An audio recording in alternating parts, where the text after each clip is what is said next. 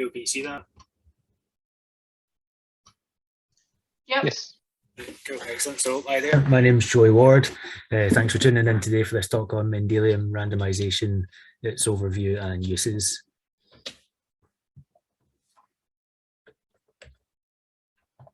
Come on, slide. There we go. So in this talk, we're going to cover a bit of the background of why Mendelian randomization is necessary and why it has an advantage over more basic association analyses like linear or logistic regression. We'll cover the issues of interpretation and association analyses, things like spurious correlation, reverse causality, and confounding, and what Mendelian randomization does to overcome these issues. We'll look at how Mendelian randomization can act as like a natural randomized control trial, and we're also going to find out how to select genetic variants to use in our analyses. Then we're going to look at what's actually going on during a Mendelian randomization analysis. We'll cover the assumptions of the instrumental variable and issues that can arise while selecting these genetic variants for the instrumental variable, things like weak instrument bias and Pleotropy. And we'll look at some of the simpler types of Mendelian randomization techniques, of which there are now quite a few, just so you can get a feel for what's actually being measured. And then finally, we'll look at a few real-world examples of how these techniques can be used. So we all know that the basic experimental design is to do a bit of background reading to form a hypothesis.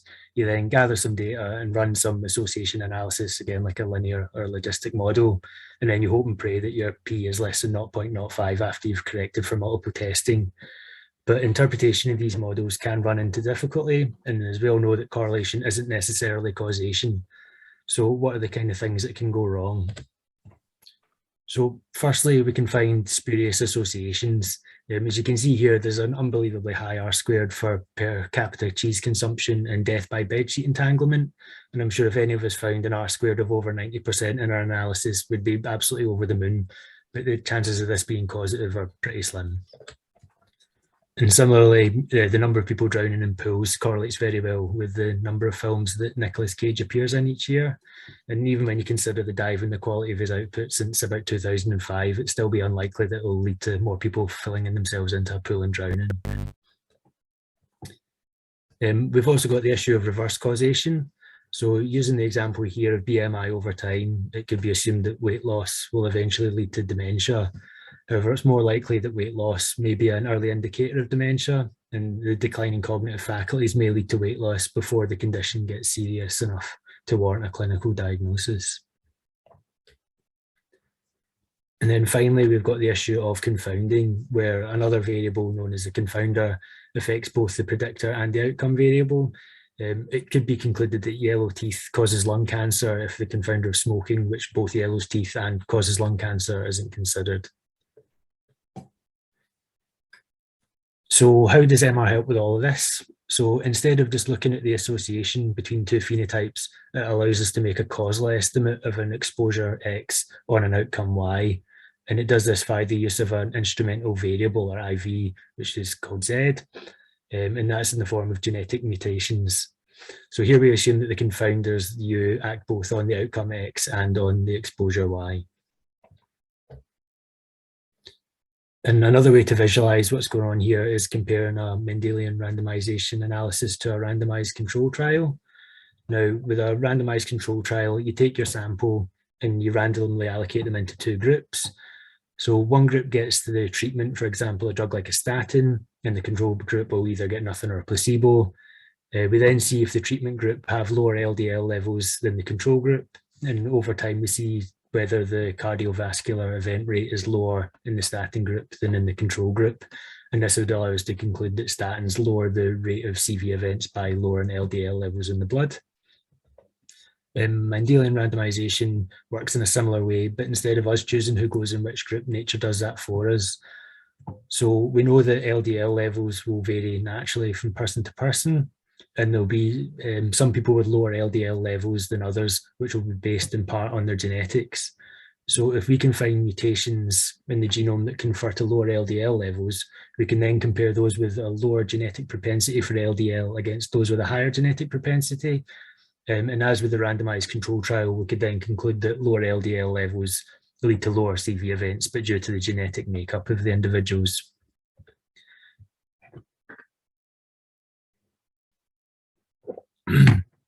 But then how do we know exactly what genetic mutations it is we want to use?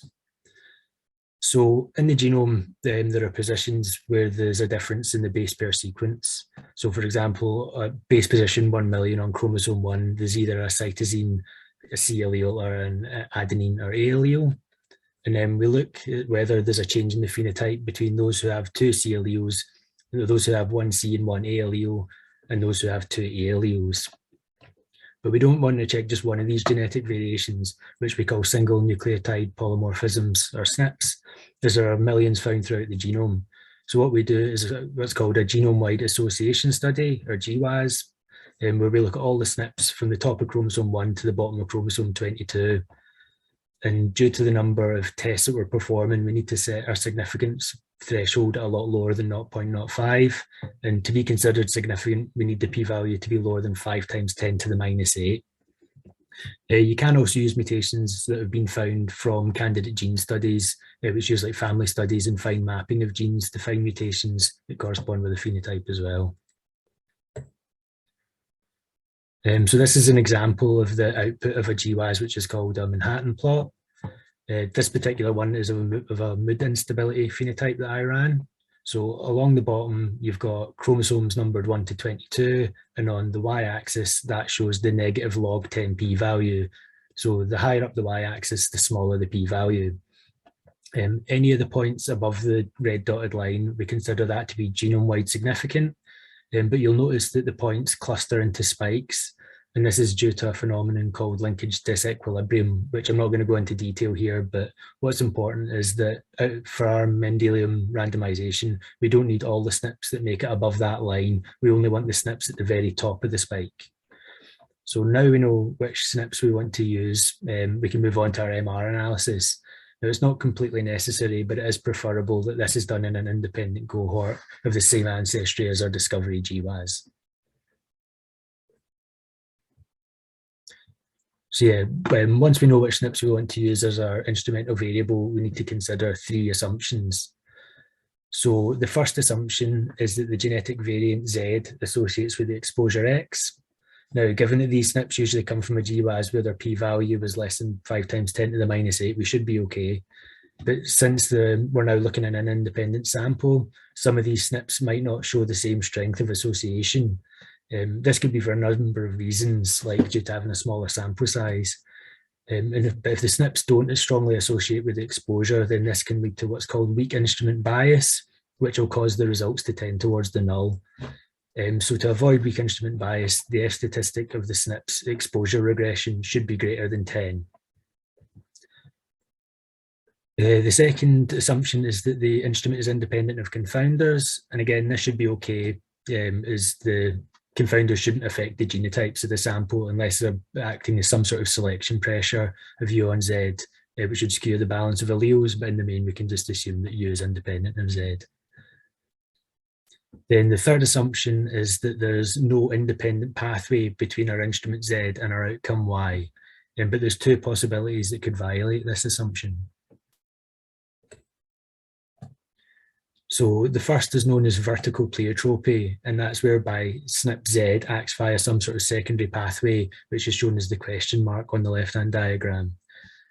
The second way is a wee bit more complicated and is known as horizontal Pleotropy. So there might be no direct link between Z and Y via a secondary pathway, but there is another nearby SNP, which is denoted Z2, which is in strong linkage disequilibrium with our instrumental variable. And this secondary SNP does impact the outcome via some unknown pathway. So in that instance, we would say that the third assumption is being violated and the SNP Z1 wouldn't be suitable as an instrumental variable. So now most MR analysis will use more than a single SNP, which we can group together to create polygenic risk scores, or PRS. So the more SNPs that are used in the score, the higher the likelihood that some of them will be violating this third assumption, either by vertical or horizontal Pleotropy. So there is a balance to be struck between having sufficient power in the score to be useful and not having so many SNPs that you're violating the third assumption to any significant degree. Okay, so now we've got our instrumental variable in the form of our SNP and our PRS, and we're ready to find some causative associations. Now, remember, the thing we want to note is the causative effect of X on Y, which on this diagram is denoted beta of X hat on Y. So the X has got like the wee hat symbol above it. And if it's just the coefficient of this association, then we'd just say the beta of X on Y. So one of the simplest methods is called the two-stage least squares estimator. And this is only allowed in cases with a continuous exposure and a continuous outcome. So first we need to calculate the association between our instrument PRS and the exposure. And then using the residuals from that analysis, we plug that in as the predictor for the outcome Y. This coefficient is of the regression is the beta X hat Y that we're looking for. And this analysis is really easy to perform. And there are packages like SEM that have the functions that allow you to do both steps in one go. Another simple MR technique is the Wald ratio. So you can only use this when the instrumental variable is a single SNP, so you can't use polygenic risk scores for this one. In this one, we measure the association between Z and X like we did before, but we also look at the association between Z and Y, so that's the instrument and the outcome. So once we have the two coefficients, we just divide the beta ZY by beta ZX, and then that gives us the beta X hat Y that we're looking for. But the problem with that method is that you are limited to just a single SNP. So unless that's a very powerful SNP, then the analysis is likely to be underpowered. But what you can do is expand out on the method, and by calculating the Wald ratio for several SNPs one at a time, and then doing an inverse variance weighted meta-analysis, you can then calculate the combined effect of all the SNPs you want to use as your instrumental variable. And this in turn will increase the power of the analysis, allowing you to use several SNPs in the as your instrument.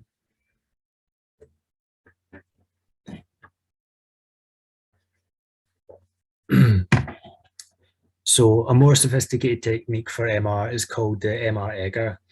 Here we get to relax the third assumption of the IV.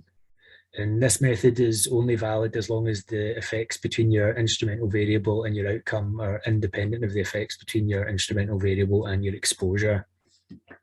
So here what we need to do is we perform weighted linear regressions of our gene exposure, so that's Z on X, and our gene outcome, which is Z on Y. And then the best fit line through that and the gap between the origin is and the y-intercept is a measure of the horizontal pleiotropy. And the slope of the line is the beta X hat Y that we're looking for. So to explain that in the form of a graph, which makes it a wee bit easier to understand. So along the horizontal axis, we have the measure of the effect of the instruments on the exposure. And on the vertical axis, we have the effect of the instruments on the outcome, which is denoted with that gamma symbol. The dashed line is the true causal slope, the thing that we're trying to estimate. And then the solid red line shows the inverse variance weighted slope. And notice that it's constricted through the origin, as there's an assumption of no pleiotropy. So then you've got the solid black line, which is called beta E, and that shows the EGR slope. And as you can see, it runs parallel to the true slope and is less steep than the inverse variance weighted slope, as it's not constricted through the origin. So it could be that the inverse variance weighted slope is actually going to overestimate your causal association. And then you've got on the right-hand side, sorry, the left-hand side, the beta naught E, which is the measurement of the horizontal pleiotropy.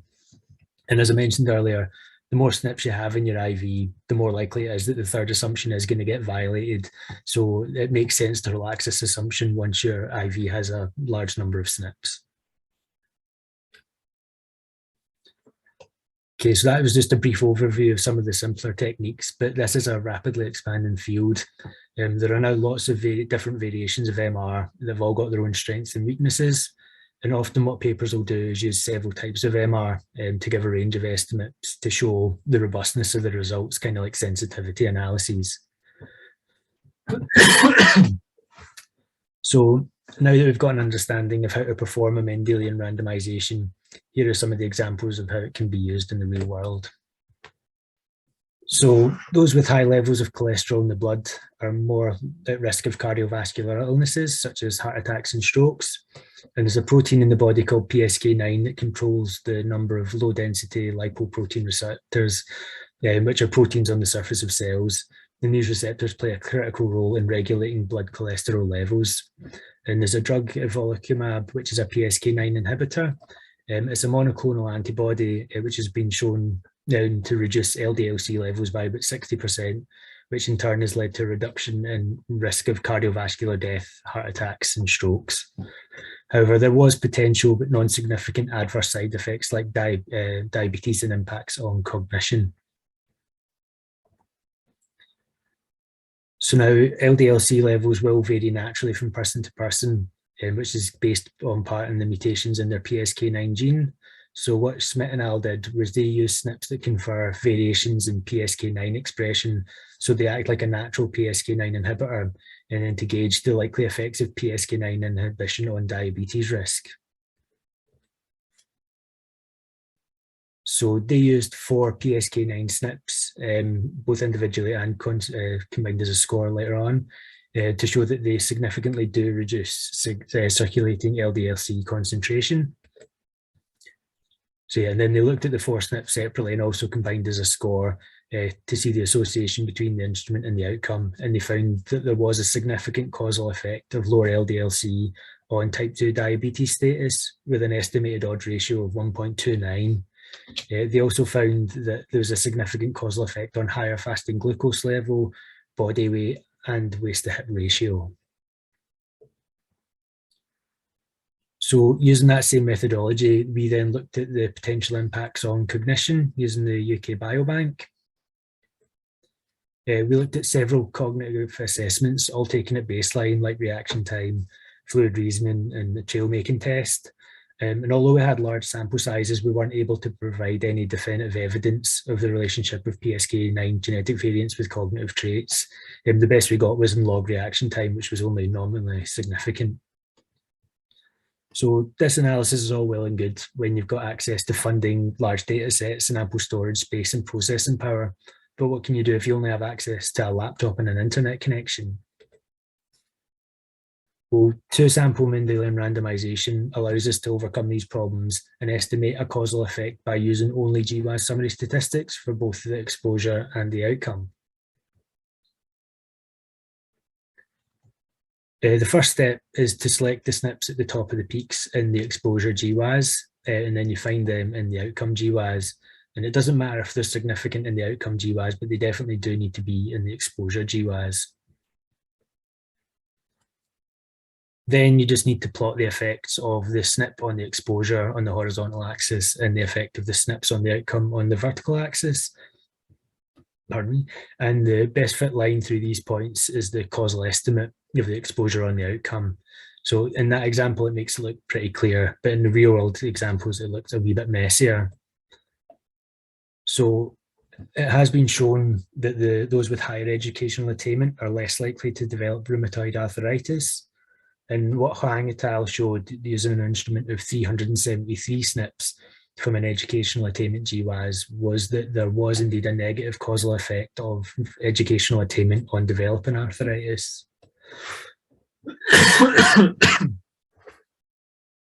So as you can see on that plot, there are actually 3 causal estimates of the association. We've got the red line, which is the inverse variance weighted slope.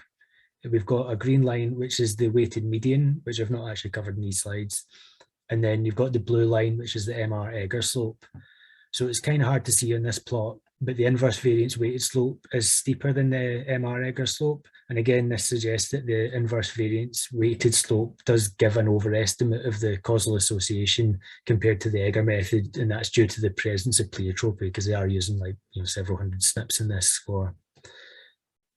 And it would also be possible to do this same thing in reverse. So if you wanted to see if there's some sort of bidirectional effect going on, you could get the top hits from the outcome GWAS and treat that as the exposure, and then look for those same SNPs in the exposure GWAS and treat that as the outcome.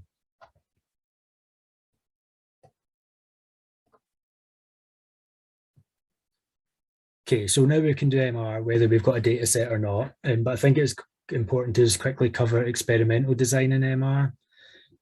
For one sample MR, I think the best design here is C, which is to determine the SNPs to use as the instrument from an independent cohort than the cohort you're going to calculate your beta ZX and your beta ZYs in.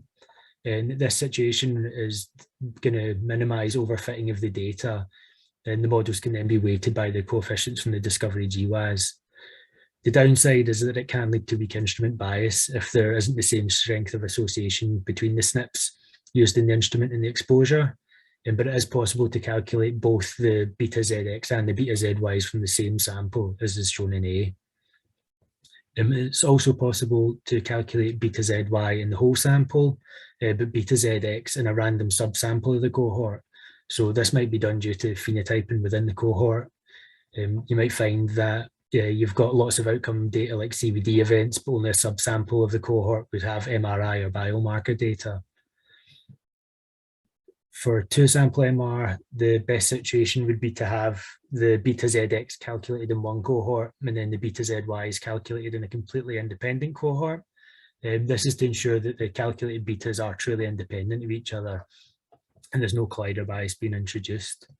But then as GWAS samples are getting larger and meta-analyses become more common, the chances of there being an overlap between the two samples, like shown in E, might become apparent, so that can lead to overfitting and weak instrument bias, similar to that seen in one sample MR. And then the final example F, that might occur when you're using MR for testing developmental origins. So for example, when beta ZX is estimated in pregnant women and beta ZY is then estimated in their offspring, or when one of the outcomes can only occur in one sex, so things like cervical or prostate cancer.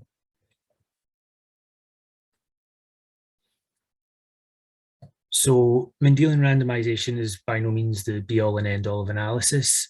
It's just another tool we can use to show how two factors are related. MR are limited by Pleotropy and the discovery GWAS.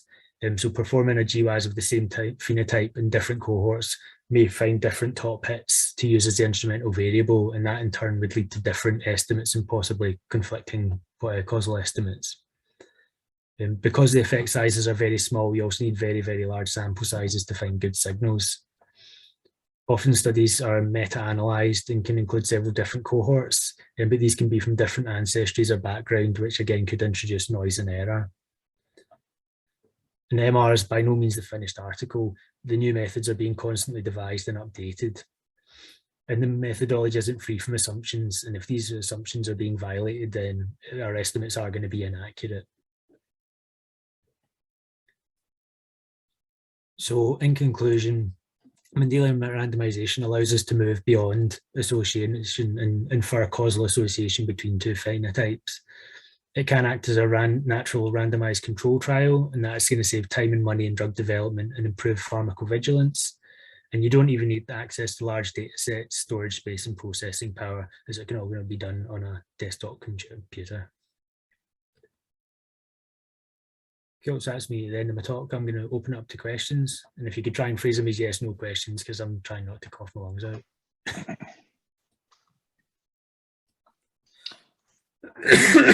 Thank you very much, Joey. In the absence of a chair, I'll, cool. I'll chair the questions.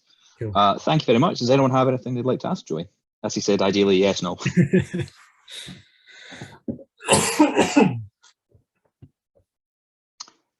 So one question I have, Joey, which is unfortunately not very yes, no, is to some extent, so you referred to all these different methods and how the instruments will develop as polygenic scores get better and so on. I guess it's the case then that with more infrastructure, you could just have this catalog of Mendelian randomization instruments that you just run through a single pipeline, and it becomes almost automated. Do you think that's a realistic thing, or? Yeah, but I think again it all depends on the kind of context, because it's like, because allele frequencies vary from population to population, it might need to become quite specialized. So you couldn't just pull any old SNPs for diabetes. It would need to be specific to the kind of cohort that you're looking at.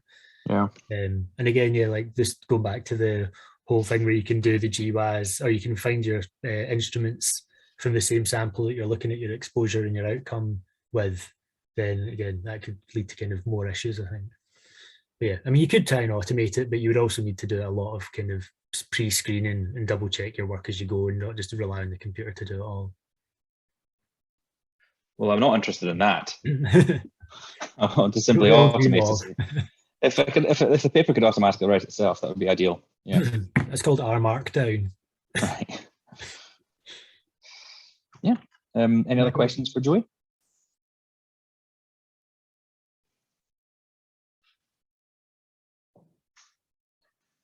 There is something in the chat. Or is that you? Yeah. Oh. All right, Jan, I wasn't there recording.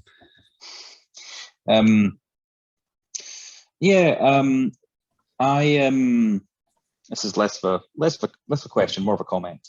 I think we're into a really interesting period in epidemiology, and specifically specifically genetic epidemiology, where MR has kind of become this additional source of evidence.